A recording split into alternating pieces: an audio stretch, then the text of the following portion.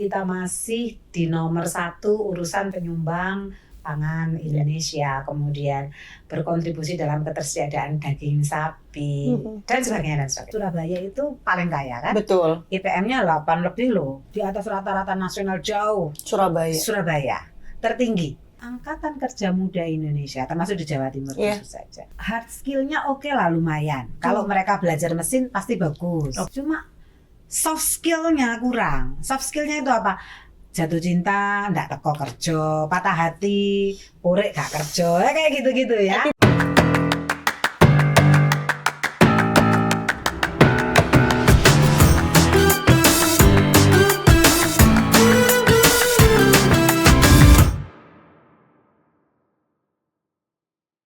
Mari kita membuka wawasan bersama demi masa depan semakin cerdas.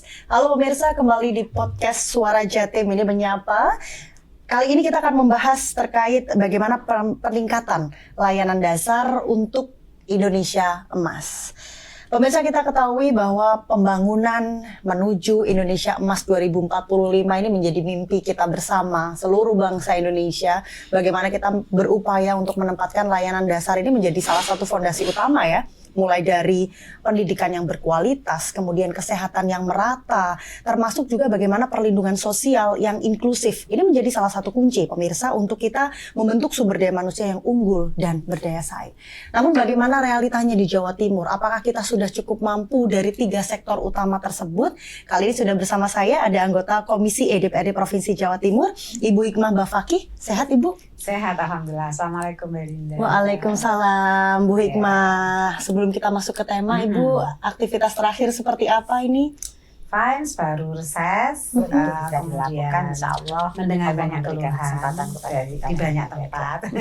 Mulai dari pemerintah kabupaten kota, di dapil saya maupun para kepala desa. Ada kejutan-kejutan baru tentu saja kan, ada Koperasi Merah Putih yang nanti 2026 akan memotong 40% anggaran desa, dan itu butuh penyesuaian yang luar biasa. Jadi ketika kemarin reses banyak yang protes. Cuman program nasional kan juga harus didukung ya. Betul. Jadi ada dilema di situ Bu? Ya semua harus menyesuaikan diri. Ini kan kebijakan yang harus kita hormati dari Bapak Presiden. Awalnya pasti berat, tapi lama-lama kalau dikelola dengan baik Koperasi Merah Putih mudah-mudahan bisa memberikan kecerahan ya dalam meningkatkan ekonomi masyarakat di level desa. Kalau keluhan sebagian besar Bu, mereka menyoal apa di daerah? Masih di soal ekonomi tentu saja. Angka-angka makro mungkin secara nasional menggembirakan, cuman secara mikro di bawah pergerakan ekonomi memang masih berat ya. Banyak yang bekerja itu masih susah, atau kalau toh bekerja tidak mencukupi untuk penghidupan. Cuman kan ini juga krisis ekonomi global, tidak hanya di Indonesia, tentu ya bersama-sama dinikmati situasinya. Terima kasih Bu sudah selalu mendengar keluhan kita masyarakat. Bu, kita mulai masuk ke tema ya. Menyiapkan Indonesia Emas 2045. Ini mimpi besar sekali Bu di Indonesia. Di Jawa Timur seperti apa Bu kesiapannya? Kalau mau dibilang angka, kalau dikaitkan dengan sumber daya manusia, sebetulnya kita dianggap beruntung karena posisi bonus demografi kita itu sampai 2030 ya. Betul. Artinya angka usia produktif yang dimaksudkan bisa menopang ekonomi dalam keluarga itu jauh lebih besar dibanding baby boomers maupun balita dan baby. Cuman pertanyaan besarnya begini, bonus demografi itu seberkualitas apa? Nah itu yang baru saya tulis ini.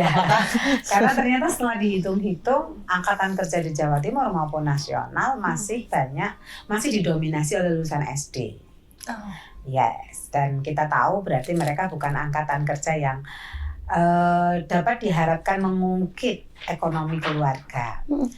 Ini artinya pendapatan per kapita juga bergeraknya tidak akan sangat signifikan. Karenanya dalam situasi faktual kayak begitu, kehadiran negara mesti lebih kuat lagi. Betul. Ya, kira-kira begitu. Berarti kalau misalkan kita berbicara, ini berarti masuknya ke pendidikan ya Bu? Pendidikan di Jawa Timur, ketika kita melihat ternyata bonus demografi masih didominasi oleh mereka yang lulusan SD. Apa masalah di Jawa Timur Bu pendidikan? Sebetulnya IPM kita naik ya. Indeks pembangunan manusia kita di 2025 itu di angka 75,90. 76,13 di atas rata-rata nasional yang 75,90. Artinya? Dan itu disumbang oleh 3 variabel termasuk pendidikan. Oke. Jadi ada 3 variabel dalam indeks pembangunan manusia atau Human Development Index itu. Sekarang namanya bukan lagi IPM, saya lupa apa namanya ya. Yang pasti dalam bahasa Inggris Human Development Index itu adalah lama sekolah, harapan hidup, dan pendapatan per kapita. Dan atau kehidupan yang layak ya yang terakhir. Dari 3-tiganya termasuk lama sekolah itu sudah meningkat dibanding tahun kemarin. Cuman tetap saja Jawa Timur ini menjadi provinsi 42 juta penduduknya. Angka masyarakat miskinnya itu tembus 3.876. Dari 42 juta yang miskin, kategori miskin 3.876. 3,8 sekian juta. Hampir 4 berarti. Yes, dan itu setara 9,50%, 9,50%. Dan kita sampai saat ini adalah provinsi dengan jumlah penduduk miskin tertinggi se-Indonesia. Kedua Jawa Barat, ketiga Jawa Tengah. Kita masih tertinggi, Bu? Kita masih tertinggi. PR-nya masih banyak dong? Masih banyak. Jadi memang selalu beririsan antara problem layanan dasar kesehatan dan pendidikan dengan poverty, dengan kemiskinan itu selalu berseiringan. Itu kelaziman gitu. Jadi ketika masih ada problem dengan sumber daya manusia yang itu kaitannya dengan pencapaian standar minimum pendidikan dan kesehatan yang terstandar, itu pasti kaitannya dengan pendapatan, dengan kemiskinan. Itu sesuatu yang lazim. Tidak dalam hitung-hitungannya bisa dikatakan lazim. Bukan berarti tidak banyak prestasi ya Bu Hovifah ini. Penurunan angka kemiskinannya lumayan ya. Setidaknya di level yang ekstrim kita tercepat se-Indonesia. Menurunnya. Tapi lulus dari miskin ekstrim itu masih miskin, Belinda. Jadi urutannya ekstrim, masih miskin. Masih miskin ke desil 1, 2 dan seterusnya kan. Jadi memang penurunan angka kemiskinan ekstrim kita memang tercepat. Itu prestasi yang luar biasa kami pikir. Cuman masyarakat miskin kita masih banyak. Ya. Berarti PR, kalau misalkan kita berbicara tadi ada pendidikan, kesehatan, kemudian pendapatan hingga kemiskinan, PR yang harus dikerjakan pertama dulu yang mana Bu Hikmah? Semua. Harus bersamaan? Bersamaan. Tidak bisa tidak bersamaan. Kita melihatnya begini, pendidikan itu investasi jangkanya lebih panjang. Dirasakannya lebih jangka. Apa yang terjadi di Indonesia saat ini, tentu juga di Jawa Timur adalah gambaran dari diabaikannya investasi pendidikan. Ya kan, kita tahu dulu orang Malaysia belajarnya ke UGM, UI. Nah, sekarang kita yang belajar ke Malaysia untuk banyak program studi ya. Sekalipun mereka mahasiswa Malaysia ke Indonesia juga masih banyak. Angka rata kita di indeks-indeks pendidikan internasional juga literasi baca, numerasi itu di bawah standar. Hampir setara dengan Bangladesh, Filipina gitu. Kondisi masyarakat kita? Iya, prosentasenya. Daya baca kita, numerasi kita itu rendah. Itu pengabaian investasi pendidikan. Dan itu memang jangka panjang. Kurang menarik mungkin ya bagi para decision maker di negara ini untuk berinvestasi di bidang pendidikan. Dan hari ini kita merasakan eksesnya yang luar biasa ya. Masyarakat yang belum siap menerima kebaruan, belum siap menerima gaya hidup yang lebih materialisme pada saat yang sama mereka digempur dengan kebaruan dengan dunia yang sangat digital begitu. Tapi secara knowledge, secara tidak dibarengi dengan habitasi mereka juga tidak begitu terbangun dengan baik. Ini dosa bersama karena mengabaikan investasi pendidikan, sama dengan pengabaian investasi lingkungan ya. Tapi skip, saya nggak boleh ngomong itu. Fokus ke pendidikan dulu kita. Iya, karena nggak ada di tema ini. Oh iya betul. Kan? Nah, kesehatan mungkin tidak sangat jauh, investasinya tidak sangat jauh. Sekian tahun langsung kelihatan. Oh iya. Kalau ngomong dari sisi kesehatan, kita cukup mengabaikan aspek promosi kesehatan, prevensi. Yang kita pedulikan adalah aspek kuratifnya, pengobatan. Jadi dimaksudkannya BPJS, hingga BPJS itu keren loh. Hampir tidak ada loh negara yang berani mengcover. mengcover masyarakat miskinnya dengan skema PBI JKN maupun PBID untuk yang UHC ya. Seperti Indonesia, dan BPJS menjadi single insurance. Karena single kan tidak ada saingannya. Sesuatu yang nggak ada saingannya biasanya nggak berkualitas memang. Karena nggak ada comparisonnya ya Bu ya. Nggak bersaing kita. Itu kewajiban. Kembali lagi ke kewajiban. Jadi memang kaminya yang harus kontrolnya lebih cerewet gitu ya. Lebih kejam kepada BPJS. Tapi secara proporsional kejam itu cuma kalimat satir saja. Itu situasinya untuk yang kesehatan. Diabaikannya promosi kesehatan. Dari sisi kelayaan hidup, decent work kita kan belum ya.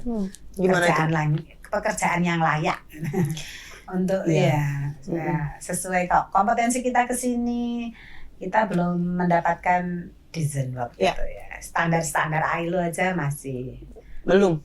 Belum. Tapi enggak apa-apa, semua kan berproses. Tapi tugasnya DPRD memang melakukan kontrol. Saya harus menyedikitkan memuji. Itu memang Bu, seharusnya seperti itu. Kalau misalkan memuji akhirnya leno gitu kan sih bahasanya kita ya Bu. Enggak lah, kan tadi udah kita sampaikan juga ada prestasi Bu Hovifa yang juga luar biasa. Kita masih di nomor 1 urusan penyumbang swasembada pangan, belum swasembada ya. Berkontribusi dalam pangan Indonesia, kemudian berkontribusi dalam ketersediaan daging sapi dan sebagainya. Banyak. Cuma memang kebetulan di hal-hal yang lebih mendasar, pendidikan, kesehatan, hampir semua provinsi besar itu masih punya PR, tidak hanya Jawa Timur. Tapi kalau kita berbicara Jawa Timur ya Bu ya, kira-kira rekomendasi yang diberikan oleh Ibu Hikmah kepada pemerintah biar setidaknya ini bisa ada progres ke tahun depan, apa Bu yang harus dilakukan dulu? 2 IKU yang belum tercapai, jadi indikator kumulatif pembangunan kita ya, ada 11 IKU, indeks penilaian utama untuk standar pembangunan yang itu dilihat apakah visi misi gubernur dengan targetnya itu tercapai apa tidak. Yang belum tercapai itu soal poverty, soal kemiskinan. Yang pertama Gini rasio, artinya pendapatan antar orang dan orang itu senjangnya tinggi banget. Yang kedua TAIL, pendapatan per kawasan, kesejahteraan masyarakat di suatu kawasan dengan kawasan lain juga kesenjangannya sangat tinggi. 2 IKU ini 2 IKU penting. Ada IKU lain, IKU lingkungan, IKU bencana, IKU kesalehan sosial, IKU kesehatan, kita semua tercapai. Di atas rata-rata nasional, target persentase yang dicanangkan oleh visi misi gubernur tercapai dalam RPJMD. Cuman 2 IKU ini belum. Padahal itu dasar. Itu sangat dasar. Kenapa sangat dasar? Artinya begini, ketika Gini rasio kita masih tinggi, indeks TAIL kita masih tinggi, artinya memang jurang perbedaan antara yang kaya dan miskin di Jawa Timur itu kuat. Dus sekaligus antar wilayah. Belinda tahu Surabaya itu paling kaya kan? Betul. IPM-nya 8 lebih loh.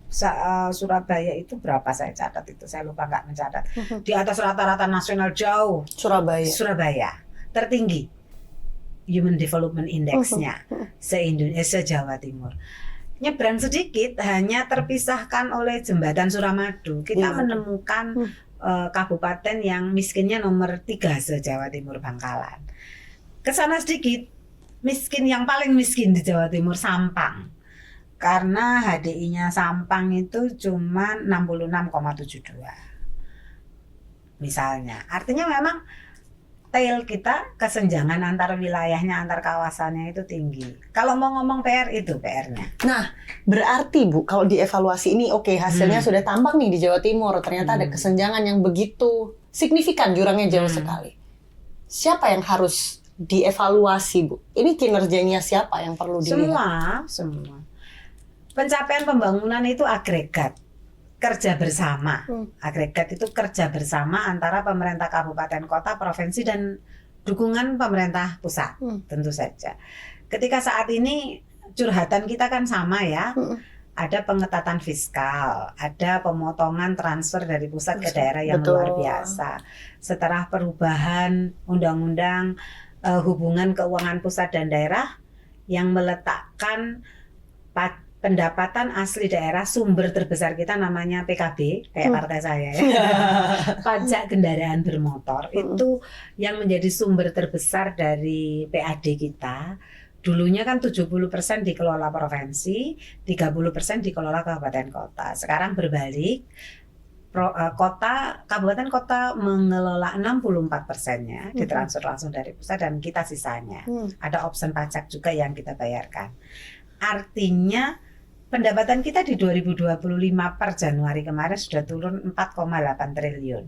Triliun itu besar sekali angkanya besar untuk sekali. menjalankan Dari Jawa Timur. PAD yang biasanya 22, 23 menjadi 17, sekian triliun saja. Iya.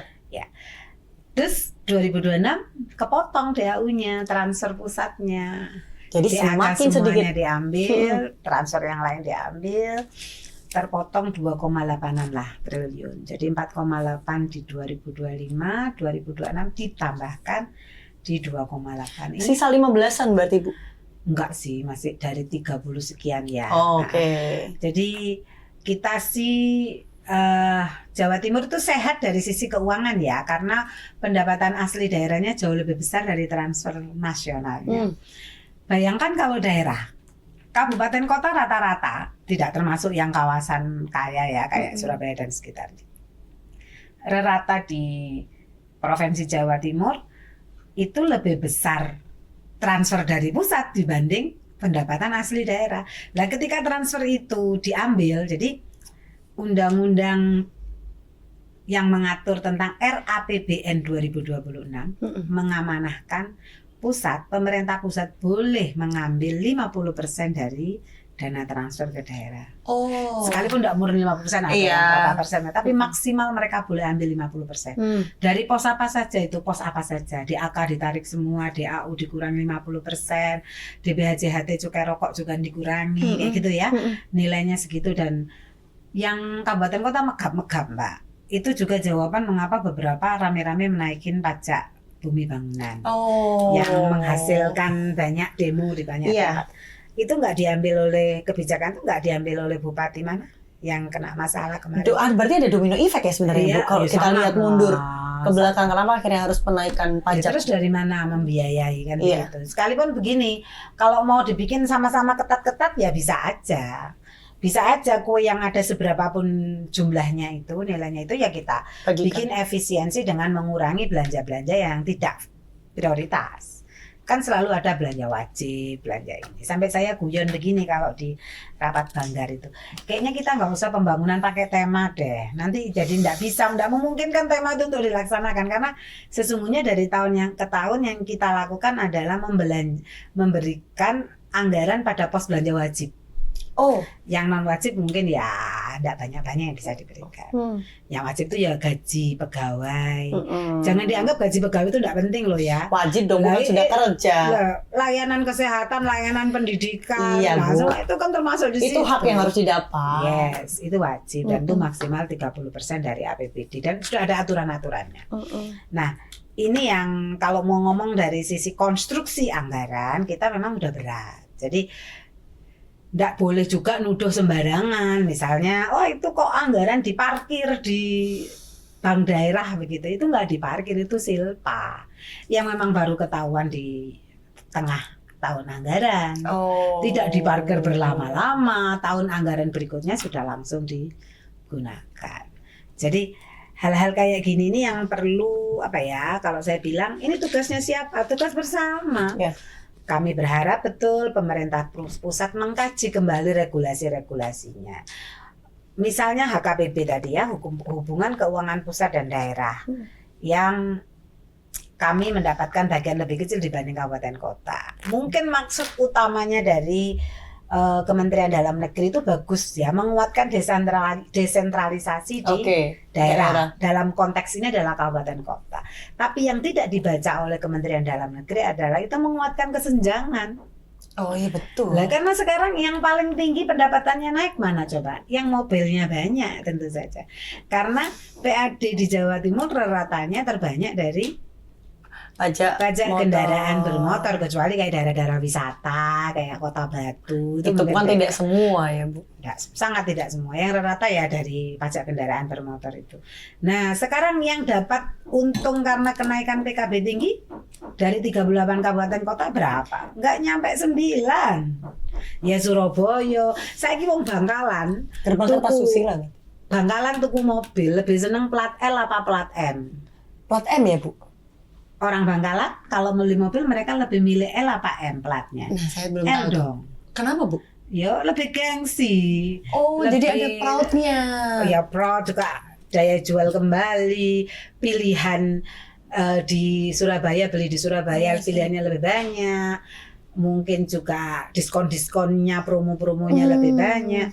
Jadi ya selamanya Madura yang miskin tidak akan mendapatkan berkah dari perubahan perimbangan keuangan pusat dan daerah ini. Sementara daerah kaya kayak Surabaya tambah Kaya. Makanya berlaku lagunya Rhoma Irama itu Yang yang mana kaya tuh? makin kaya. Yang miskin makin miskin. Belinda dan Tahu kok bukan Bu, tahu. generasi. Masih tahu. Masih tahu, Masih iya. tahu. Oke Bu. Itu. Nah, sekarang Kemendagri kami protes ketika kita Banggar berkunjung secara terbatas karena nggak semua bisa diterima ya ke Dirjen Perimbangan Keuangan Pusat Daerah. Kami sampaikan itu sudah dipertimbangkan betul. Ini tailnya tambah kuat loh, gini rasionya tambah nggak karu-karuan loh. Gini aja lah, kalau takut uang itu kami hambur-hamburkan di provinsi Bu, takut DPRD-nya bagaimana Iya. gitu. Bikin aja ermak. Di ermak itu artinya dikurung ya. Jadi anggarannya 70% tetap dikelola provinsi tapi dengan ketentuan. Hanya boleh dibelanjakan di daerah yang HDI-nya masih rendah. Jadi nanti kita akan fokus ke Sampang, Betul. kita akan fokus ke Lumajang, Situbondo. Akhirnya ada pemerataan, mereka Yes. meningkat gitu kan Bu. Karena kalau enggak susah. Coba kita minta pemerintah kota Surabaya atau Sidoarjo yang naiknya karena pajak kendaraan bermotor tinggi ya. Kita minta ayolah Berbagi. dengan cara mereka bikin PKS, perjanjian kerjasama, memberikan bantuan keuangan ke provinsi, dari kabupaten ke provinsi, dari kota ke provinsi, boleh itu diatur. Tapi nanti kami kembalikan ke SMA SMK di wilayah Surabaya Oh, iya, dan betul. Sidoarjo. Enggak mau. Loh, berdasarkan undang-undang pemerintah daerah, SMA SMK itu kewenangan provinsi, udah selesai titik. Nah, Nggak ketemu Bu akhirnya itu solusinya. dia, ekosektoralnya muncul. Makanya saya bilang, kalau Kemendagri mengembalikan lagi persentase pajak kendaraan bermotor itu seperti semula, disertai ermak. Kalau ndak ermak juga kita ndak jamin loh, karena pemerintahan di level provinsi juga bisa kerap toh, bisa korup Iya. dengan berpikir untuk menghabiskan dengan cara-cara yang ndak benar, ndak sesuai dengan hal-hal yang wajib yang sangat prioritas. Di ermak saja. Wajib mengentaskan kemiskinan di daerah-daerah yang Possible nggak Bu? it's amat possible. Melihat karakteristik masyarakat di Ya daerah? tentu harus dengan pengetatan. Semua kalau urusannya keuangan kan akuntabilitasnya di Indonesia itu super duper paling rigid dan paling saking rigidnya sampai kadang merepotkan ya. Seperti itu. Jadi saya kok melihat sangat mungkin. Hal-hal mendasar saja. Kita sudah membangun rumah sakit besar di Pamekasan. Iya. Tapi ini baru 80-75% bangunan. Belum nyampe ke alat-alat medis dan sebagainya. Masih pembangunan saja. Yes, kita mau, ya sudah sih sebagian alatnya juga sudah. Cuman kita mau rumah sakit apa di Pamekasan tuh namanya, saya lupa. Itu gede banget di pinggir jalan, bagus itu rumah sakit provinsi. Kita mau itu jadi rujukan se-Madura. Iya. Dan mengurangi kedatangan mereka ke Sutomo hingga antrian di Sutomo itu bisa kurangi. Itu kan mulia ya sesungguhnya. Iya, betul. Tapi terhenti sekarang anggarannya tidak bisa kami lanjutkan. Dari duit Mangkrak dong Bu.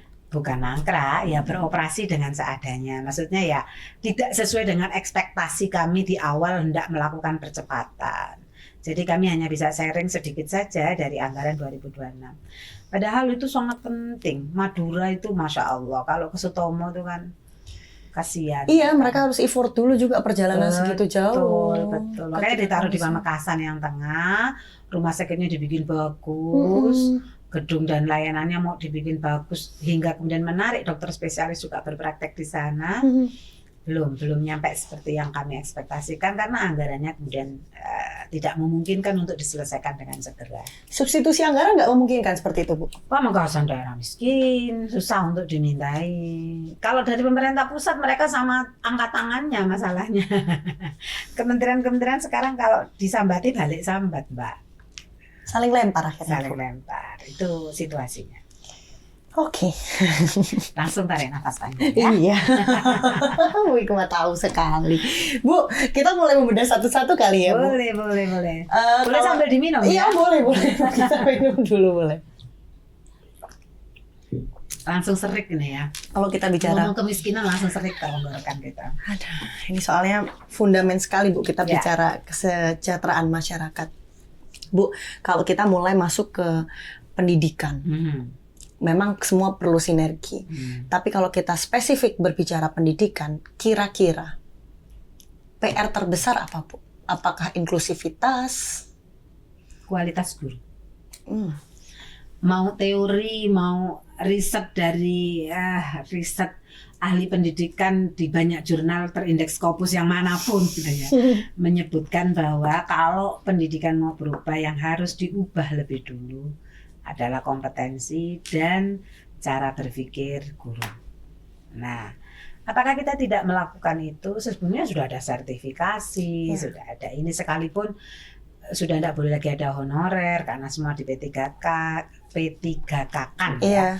Cuman juga ada P3K paruh waktu yang sekarang membebani anggaran sekolah juga ya, karena itu masuk belanja TUSI namanya, yang itu ada dalam RKA sekolah. Itu saya kemarin keliling ke banyak sekolah, kepala sekolah pada curhat persoalan itu. Kalau anggaran nanti BPUPP, Bosda kami itu namanya BPUPP ya, dari provinsi atau Bosnas dari pusat itu disatukan dan yang dari provinsi dikurangi nilainya, kami harus ngurangin, tidak bisa enggak karena anggarannya terbatas.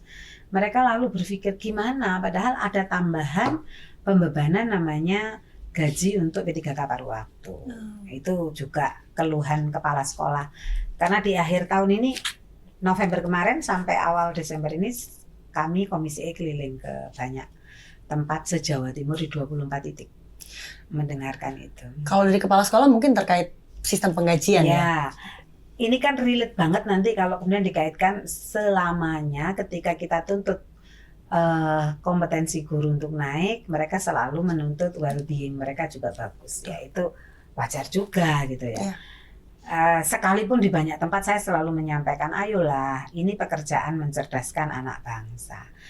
Ya kalau mau ngomong berapapun yang kita terima itu kayak tidak adil, tapi ada banyak contoh di mana di sekolah negeri maupun swasta, guru-guru dengan gaji yang ada yang mereka terima sedikit maupun banyak itu berkembang karena memang kepala sekolahnya punya pikiran yang sangat adaptif dengan perkembangan zaman, guru-gurunya juga diberikan peluang untuk berkembang dengan berbagai pelatihan gitu ya, dan guru-gurunya juga diajak untuk open mind gitu atas kebaruan-kebaruan. Jadi kayaknya kalau pendidiknya yang berubah, wajah pendidikan kita akan berubah.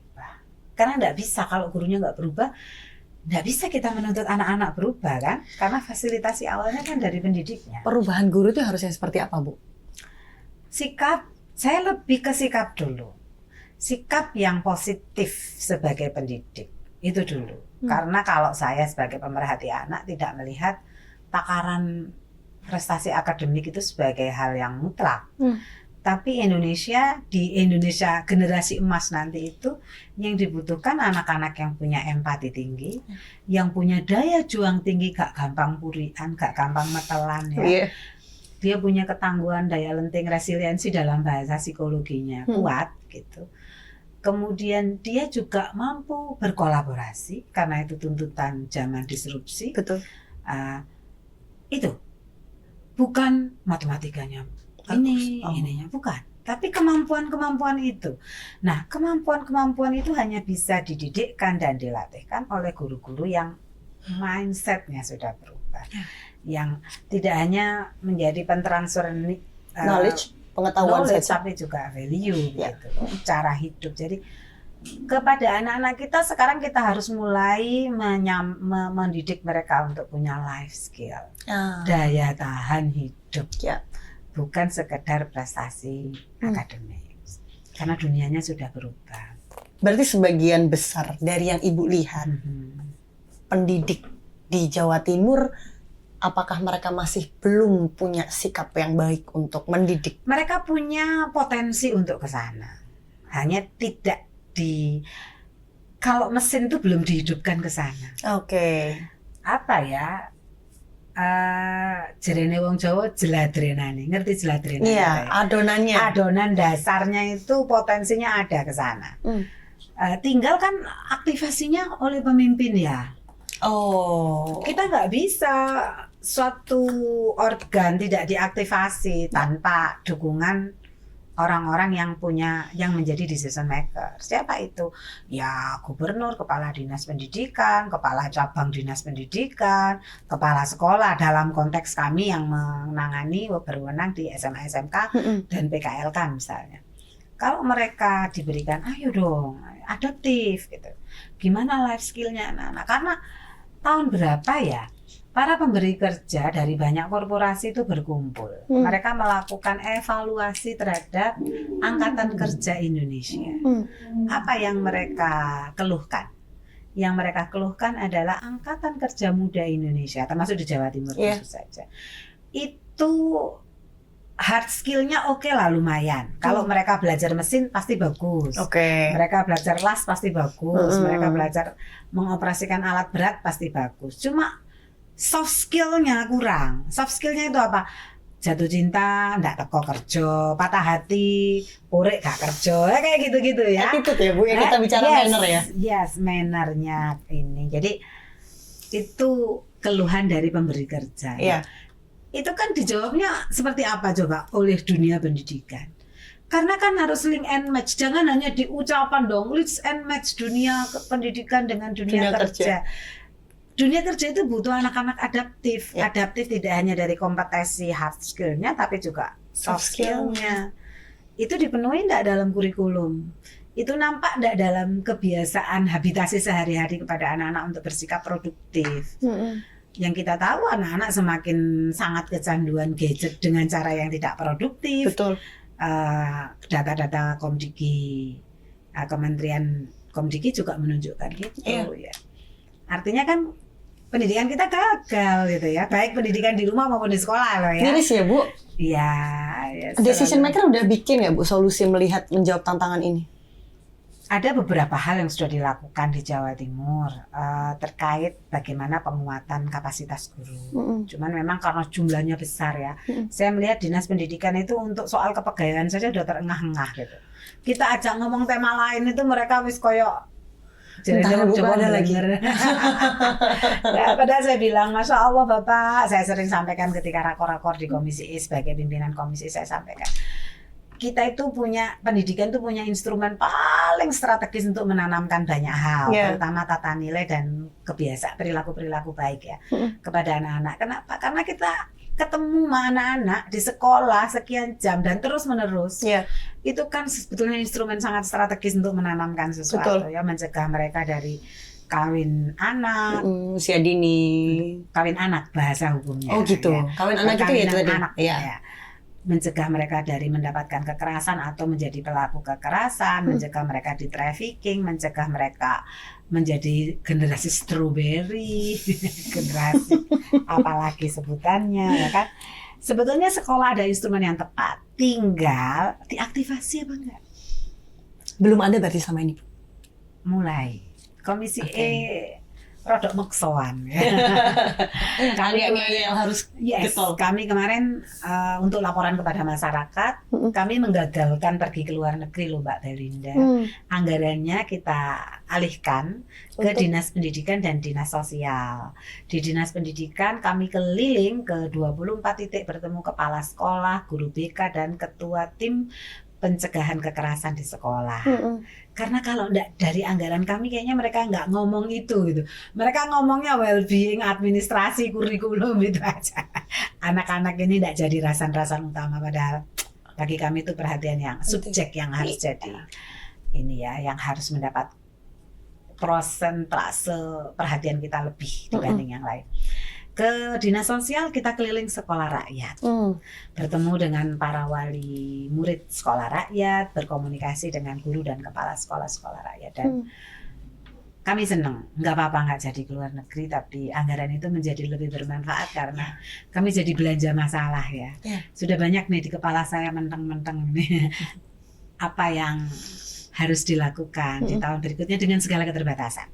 Saya sih nggak percaya keterbatasan itu nggak bisa diterjang. Nah, dengan apa yang ada, saya katakan tadi, instrumennya ada kok, anak-anak ada bersekolah tiap hari, tinggal mau diaktifasi apa enggak. andai kan semua punya pikiran seperti ini, Bu. Saya yakin itu, Bu.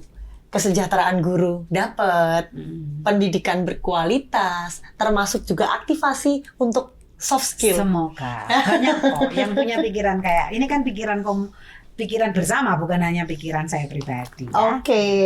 Oke, Bu, PR pendidikan. Sekarang kita ke sosial kelompok rentan. Kita berbicara terkait bagaimana perempuan, anak-anak, lansia, kira-kira prioritas dari Komisi E sendiri untuk memperkuat perlindungan untuk mereka seperti apa? Kelompok rentan itu kami selalu mengistilahkan ke teman-teman yang OPD yang beririsan dengan kelompok rentan. Saya katakan gini, perhatian kita itu ada dalam 3 kuadran besar. Ada kelompok primer yang targeting kita adalah pencegahan. Jadi mencegah mereka dari kemiskinan ekstrim, mencegah mereka dari mencegah ya, itu kelompok all people di Jawa Timur. Kemudian ada lingkaran kedua yang lebih kecil, mudah-mudahan kecil, itu namanya lingkaran sekunder. Kita lebih ke pemberdayaan. Lingkaran sekunder itu mereka yang beresiko tinggi mengalami problem. Misalkan Siapa itu lansia, mungkin perempuan lebih banyak dibanding laki-laki. Mereka yang miskin, difabel, anak-anak yang tinggal di pengungsian, di daerah rawan konflik, di situasi bencana, di pedesaan yang jauh, atau di perkotaan miskin. Urban miskin itu juga wilayah-wilayah yang rentan dalam kategori sekunder. kelompok sekunder. Kewajiban yang kita lakukan, respon kita lakukan adalah pemberdayaan. Gimana caranya mereka keluar dari ketidakberdayaannya, ya, kerentanannya. Yang kelompok ketiga tentu lebih banyak di irisan sekunder, itu kelompok tersier. Mereka adalah yang sudah bermasalah. Kalau difabel yang mengalami kekerasan, difabel yang nggak mendapatkan pendidikan, difabel di keluarga miskin, itu kelompok tersier. Kalau itu perempuan mengalami kekerasan, mengalami double burden, mengalami stigma, mengalami diskriminasi dan sebagainya. Kalau itu perempuan di pengungsian mengalami situasi yang tidak mengedepankan hak-hak mereka sebagai perempuan dan sebagainya. Jadi tentu antara primer, sekunder, tersier itu kita harus berbagi tugas. Karenanya untuk banyak isu itu ada namanya rencana aksi daerah lah, rencana strategis daerah atau apa namanya. Itu untuk menata siapa berbuat apa di mana, di segmen apa, kapan gitu ya. Timelinenya apa. Kalau saya orang LSM itu kan biasa pakai logical framework gitu ya.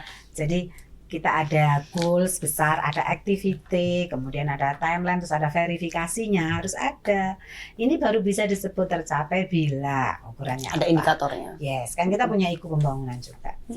Maka untuk kelompok rentan ini nggak bisa sendiri, harus bersama-sama, harus pentahelix. Lagi-lagi. Ya, dan itu artinya ya semua pihak. Makanya saya bilang, kenapa sih sekolah itu penting? Karena instrumennya ada. Mau mencegah anak-anak dari bullying, ya berikan pendidikan anti bullying terus. Mau mencegah anak-anak dari disorientasi seksual, kasih mereka sejak dini materi tentang sex education. Satu, yang kedua materi penguatan identitas gender.